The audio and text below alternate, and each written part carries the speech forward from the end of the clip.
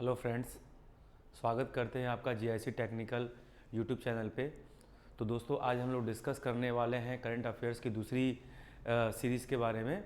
कल हमने आपको एक सीरीज़ पढ़ाया था और एक सीरीज़ आज के डेट का पढ़ाने वाले हैं आपको। और हम लोग डिस्कस करेंगे आपके नेशनल, इंटरनेशनल और उसके बाद कुछ जो भी घटनाएं हुई हैं अभी करंट टाइम में हमारे देश में, उससे रिलेटेड चीज़ों पे हम बात करेंगे। और ये आपके एग्ज़ाम के पर्पज़ से काफ़ी इम्पॉर्टेंट और काफ़ी बेनिफिशियल्स है। तो दोस्तों, बातें करते हैं हम अपने करंट अफेयर्स के टॉपिक पे कि हमारे करंट में अभी क्या क्या हैं आज के लिए।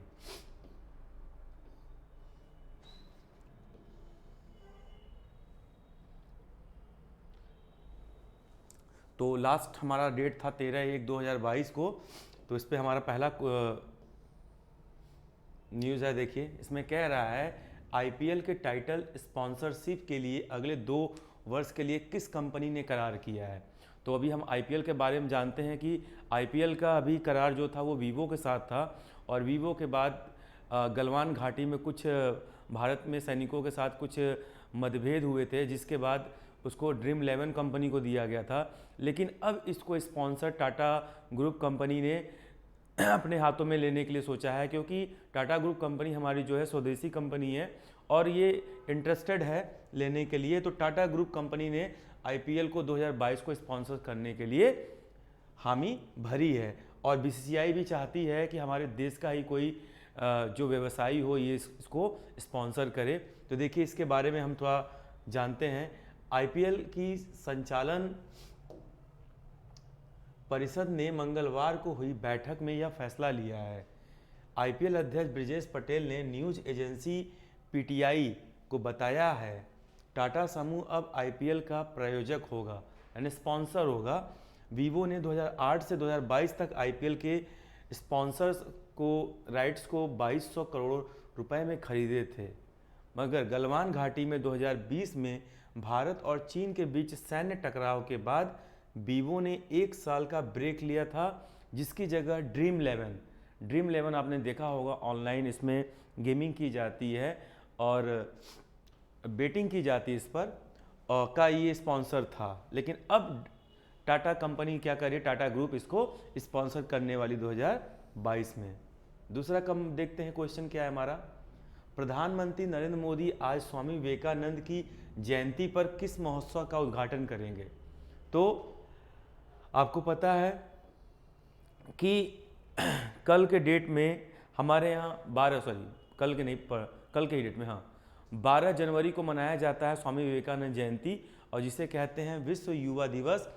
यानी कह सकते हैं कि 25वें राष्ट्रीय युवा महोत्सव के लिए नरेंद्र मोदी ने बुधवार को उद्घाटन करते हुए कहा कि आज दुनिया भारत को एक आशा की दृष्टि से, एक विश्वास की दृष्टि से देखती है, क्योंकि भारत का जन भी युवा है और भारत का मन भी युवा है। उन्होंने कहा कि अपने सामर्थ्य में भी युवा है और भारत अपने सपनों में भी युवा है। भारत अपने चिंतन से भी युवा और भारत अपनी चेतना से भी युवा।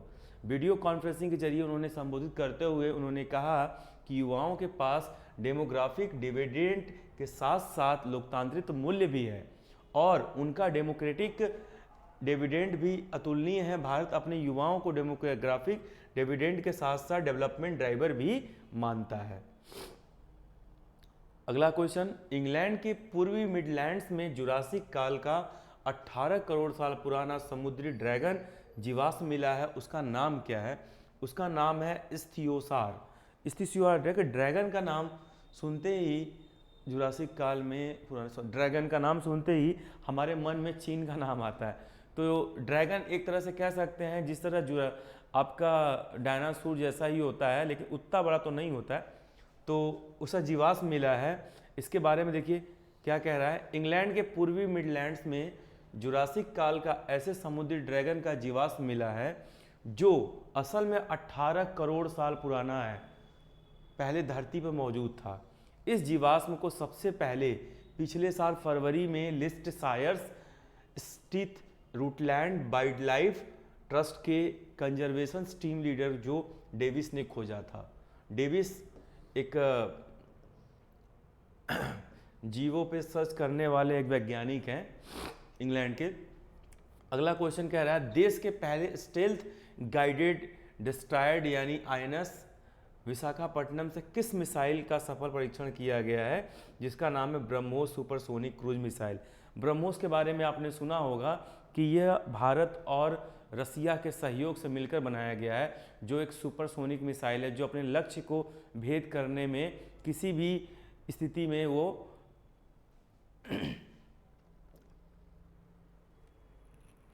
और इसमें क्या होता है, ये पहले कहते थे कि धरती से छोड़ा जाता था, फिर उसके बाद इसको आसमान से भी छोड़ा गया, अब इसको हम लोगों ने कह सकते हैं कि क्रूज से भी छोड़ने के लिए हम लोगों ने एक सफल परीक्षण किया है।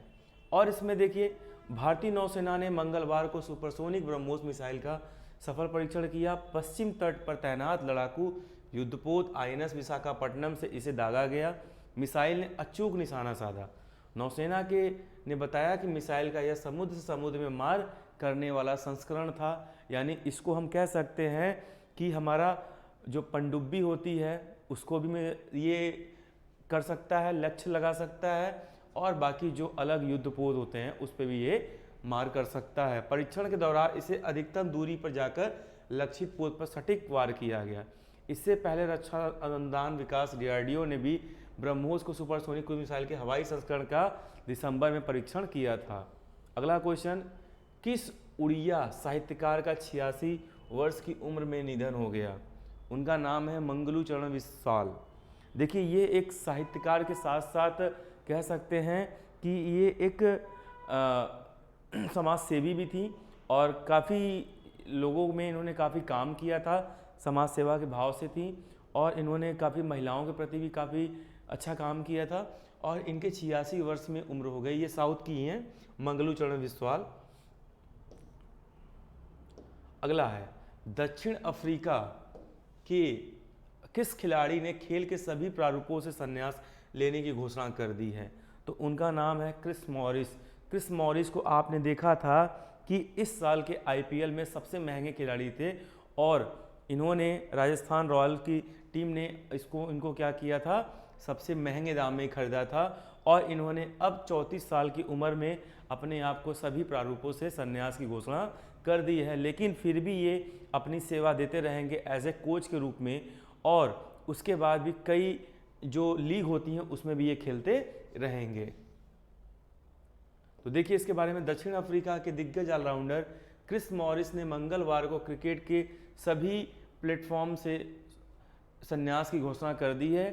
34 साल के मॉरिस ने यह खबर सोशल मीडिया पर साझा करते हुए बताया कि वे घरेलू टीम टाइटंस के साथ कोच के रूप में काम करेंगे। अगला देखिए, यूनेस्को ने भारतीय धरोहरों का विवरण किस भाषा में छापने की सहमति दी है? तो आपको पता है कि हिंदी दिवस के उपलक्ष्य में यूनेस्को ने जो राष्ट्रीय और अंतर्राष्ट्रीय धरोहरों का विवरण रखती है, जानकारी रखती है, ये एक संस्था है, और इसने अब इसको क्या किया है कि हिंदी में भी इसका डिटेल्स आपको मिल सकेगा, और इसने हिंदी भाषण में इसको रहने की सहमति दे दी है। विश्व हिंदू दिवस के अवसर पर यूनेस्को भारत के विश्व धरोहर स्थलों के हिंदी विवरण को अपनी वेबसाइट पर प्रकाशित करने पर सहमति व्यक्त की है। बता दें कि जानकारी सोमवार को पेरिस में भारत के स्थायी प्रतिनिधि मंडल द्वारा संयुक्त राष्ट्र शैक्षिक, वैज्ञानिक और सांस्कृतिक संगठन यूनेस्को से साझा की गई। बयान में कहा गया कि भारत के स्थायी प्रतिनिधिमंडल को यह घोषणा करते हुए बहुत खुशी हुई कि हिंदी दिवस के अवसर पर वर्ल्ड हेरिटेज सेंटर के निदेशक ने हमें सूचित किया है, और इसमें हिंदी में सभी हमारी ऐतिहासिक चीज़ों को प्रकाशित किया जाएगा। अगला, यूरोपीय संसद के अध्यक्ष का 65 वर्ष की उम्र में निधन हो गया। उनका नाम क्या था? यूरोपीय संसद कह सकते हैं, यूरोपीय संसद जैसे यूरोपियन कंट्री, जैसे हमारा एक कहते हैं कि एशियन संसद होता है और यूरोपियन संसद हो गया, ठीक है। तो उसी तरह यूरोपियन संसद के अध्यक्ष का जो हुआ, उनका नाम क्या था? मृत्यु डेविड सासोली।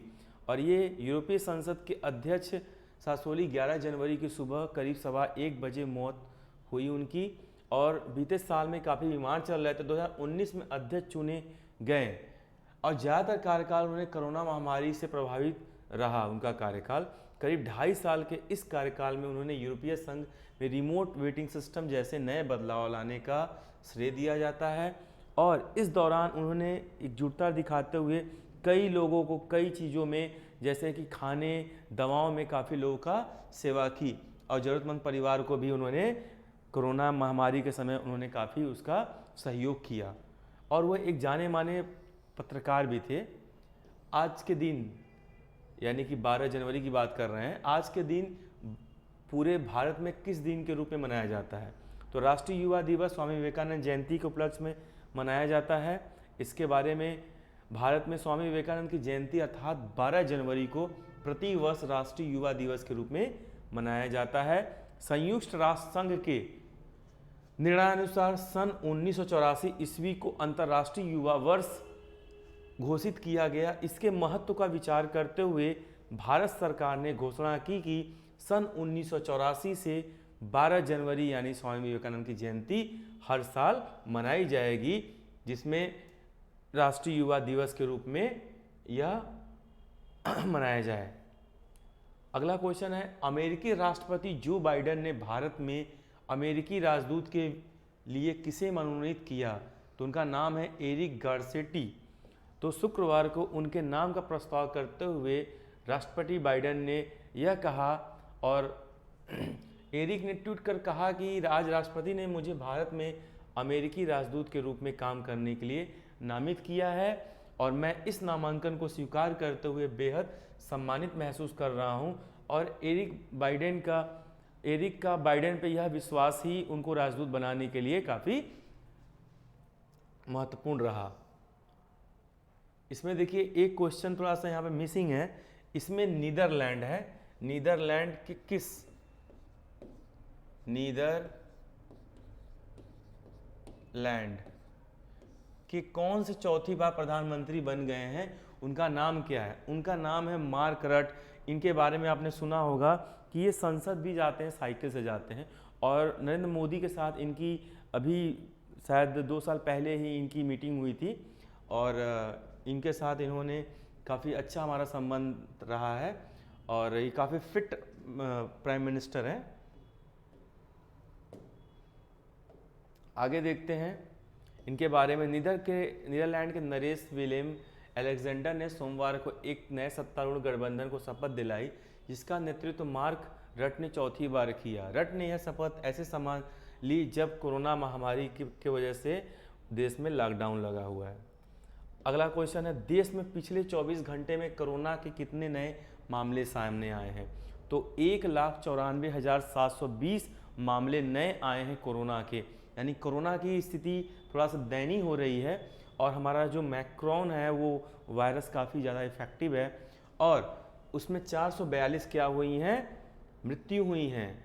इसमें देखिए आज यानी 12 जनवरी 2022 की सुबह 8 बजे केंद्रीय स्वास्थ्य एवं परिवार कल्याण मंत्रालय द्वारा जारी आंकड़ों के मुताबिक पिछले 24 घंटे के दौरान कुल देश में 1,94,443 नए मामले सामने आए हैं, जिसमें 442 लोगों ने अपनी जान गंवाई है, और 60,405 लोग ने इस बीमारी से ठीक हुए हैं, और 24 घंटे के दौरान सक्रिय मामलों की संख्या 1,33,873 इजाफा हुआ है, जिससे सक्रिय मामलों का आंकड़ा बढ़कर 9,55,319 पर पहुंच गया है।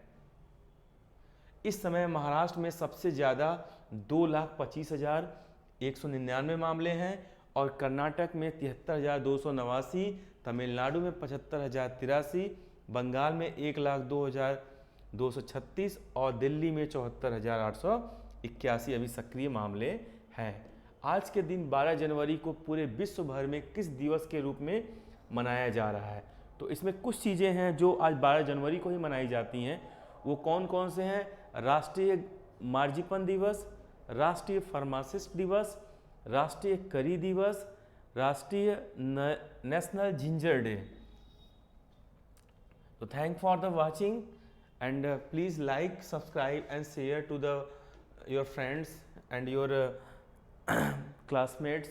और आई होप कि आपको थोड़ा सा वीडियो अच्छा लगे, और हम लोग रेगुलर करंट अफेयर्स से रिलेटेड क्वेश्चंस और उससे MCQ और उसके बारे में डिटेलिंग के बारे में आपसे रेगुलर डिस्कस करते रहेंगे और आपको अपनी सेवा देते रहेंगे। आप कमेंट करके बताइए कि आपको ये वीडियो कैसी लगी। Thank you so much.